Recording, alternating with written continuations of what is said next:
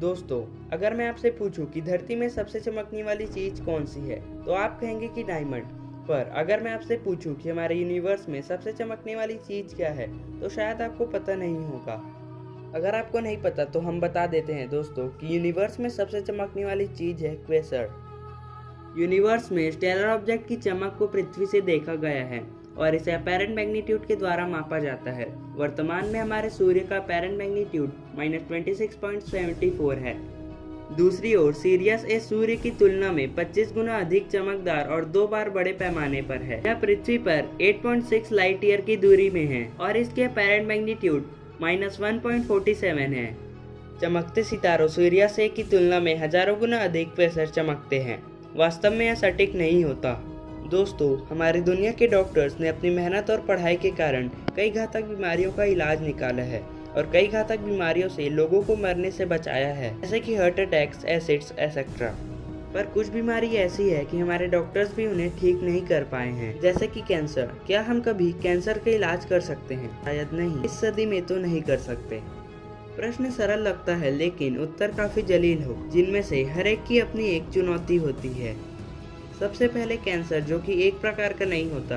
Cancer जो कि 100 से अधिक प्रकार की होती है। अमेरिकन कैंसर सोसाइटी के अनुसार अकेले 2017 में 1,78,000 कैंसर के मामलों का निदान किया गया था। इसका मतलब यह है कि एक उपचार कभी भी सभी प्रकार के कैंसर का इलाज कर सकता है। फिर भी कोई कैंसर केस ऐसे हैं जिससे हमारे डॉक्टर्स ठीक करने की कोशिश कर रहे हैं। आई होप कि फ्यूचर में इस बीमारी का इलाज जरूर होगा। दोस्तों, गाने तो सभी को पसंद होते हैं, चाहे वो गाने नए हों या फिर पुराने। डिजिटल संगीत बीट से बना होता है, जो कि 0 स्टेट या 1 स्टेट में भी हो सकता है। इसका मतलब है कि 5 मिनट की लंबी ऑडियो फाइल के लिए पॉसिबिलिटीज है कि वो 44.1 kHz पर 5 मिनट के गाने के लिए 221 मिलियन बीट्स की आवश्यकता हो सकती है।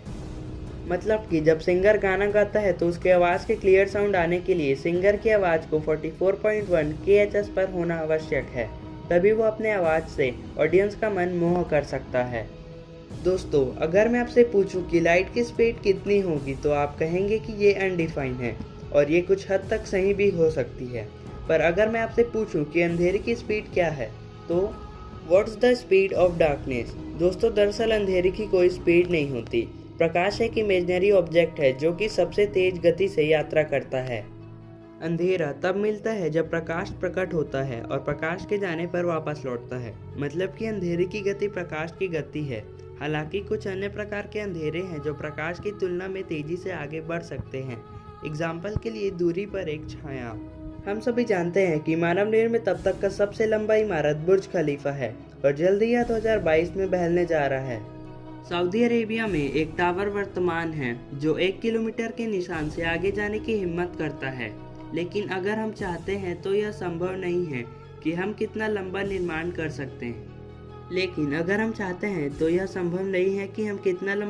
कर सकते हैं। वर्तमान तकनीक की मदद से हम 4000 किलोमीटर की ऊंचाई से अधिक हो सकते हैं। और वो एक्सिट 4000 नाम की सबसे ऊंची संरचना पूरी तरह से डिजाइन किया गया एक ब्लूप्रिंट है जो माउंट एवरेस्ट पर पहुंच सकता है। दोस्तों, हम सब जानते हैं कि हमारी पृथ्वी सूरज का चक्कर लगाती है और दूसरे प्लैनेट भी सूरज का चक्कर लगाते हैं। पर क्या हो अगर हमारी पृथ्वी सूरज का चक्कर लगाना बंद कर दे? What if the earth stop rotating?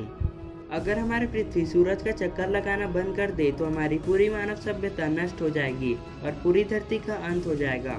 हमारा अर्थ का सरफेस पर सब कुछ 465 मीटर प्रति सेकंड घूम रहा है। जैसे जैसे हम अर्थ के पोल के करीब जाते हैं, यह गति धीरे धीरे कम होती जाती है। जैसे ही पृथ्वी घूमना बंद कर देती है, पृथ्वी पर पोल को छोड़कर सब कुछ वैसा ही चलता रहेगा जैसा वह था, जिसके कारण वोल्केनो इरप्शन होना चालू हो जाएगा और इससे सभी पेड़, पशु और मानव जाति खत्म हो जाएगा। हम सब धरती पर रहते हैं और नेचर की खूबसूरती से घिरे हुए हैं और दूसरी दुनिया में जाने के सपने देखते हैं। पर क्या धरती में ऐसी जगह है जहां जीवन ना हो? जी हाँ, पृथ्वी पर एक ऐसी जगह है जहां जीवन नहीं हो सकती। साइंटिस्ट को नॉर्दर्न इथियोपिया में एक ऐसा क्षेत्र मिला जहां पानी की मात्रा तो ठीक है पर वहां जीव अनुपस्थित है। वो जगह है डेलॉल, जो धरती के सबसे दूरस्थ क्षेत्रों में से एक है, जिसमें रिकॉर्ड उच्च औसत तापमान है। अभी तक वहां गर्म में कोई माइक्रोबियल लाइफ की खोज नहीं की गई है। हमारी धरती से कई एस्ट्रोनॉट स्पेस में गए हैं और वहां रहकर आए हैं, पर दोस्तों, क्या आपने कभी सोचा है कि क्या होगा अगर आप स्पेस स्टेशन में पैदा हुए हो तो? What if you were born in space? अगर कोई बच्चा स्पेस में पैदा होता है तो उसका शरीर बहुत कमज़ोर होगा, उसके पैर बहुत पतले होंगे, उसकी मांसपेशियां बहुत कमज़ोर होगी, उसकी खराब दृष्टि होगी और पफियर चेहरा होगा और बाद में उसके जीवन में बहुत तकलीफ होगी और वो हम लोग के जैसे बिल्कुल नहीं होगा। हम बाहरी अंतरिक्ष के बारे में बात कर रहे हैं जो ज़मीन से 1 लाख किलोमीटर ऊपर होता है। यदि आप उस ऊंचाई यानी कि जीरो ग्रेविटी पर पैदा हुए थे तो आप कैसे दिखोगे? वास्तव में हमें यकीन नहीं है कि हम अंतरिक्ष में बच्चों को बना सकते हैं। आप महसूस नहीं कर सकते हैं, लेकिन ग्रेविटी आपके शरीर को सही और स्वस्थ रूप से विकसित करने में महत्वपूर्ण भूमिका निभाती है। दोस्तों, क्या आपको पता है कि स्कूल का आविष्कार किसने किया? जहां बच्चे स्कूल का नाम सुनकर भाग जाते हैं, वह उस स्कूल को इन्वेंट करने वाले का नाम भी सुन लो। स्कूल के आविष्कार के रूप में किसी एक व्यक्ति यहाँ तक कि किसी एक देश का नाम लेना ऐतिहासिक रूप से गलत होगा।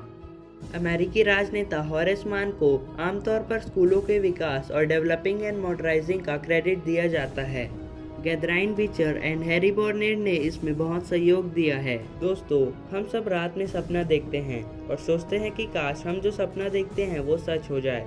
पर दोस्तों, क्या आपको पता है कि हम सपने में जिस भी चेहरे को देखते हैं उससे हम अपने जीवन में कभी न कभी एक बार जरूर मिल चुके होते हैं, पर हमारी असल जिंदगी को उसका उतना पता नहीं चलता। दोस्तों, क्या आपने भी अपने सपने में किसी अनजान व्यक्ति का चेहरा देखा है? अगर आपने किसी का चेहरा देखा है तो हमें कमेंट करके ज़रूर बताएं।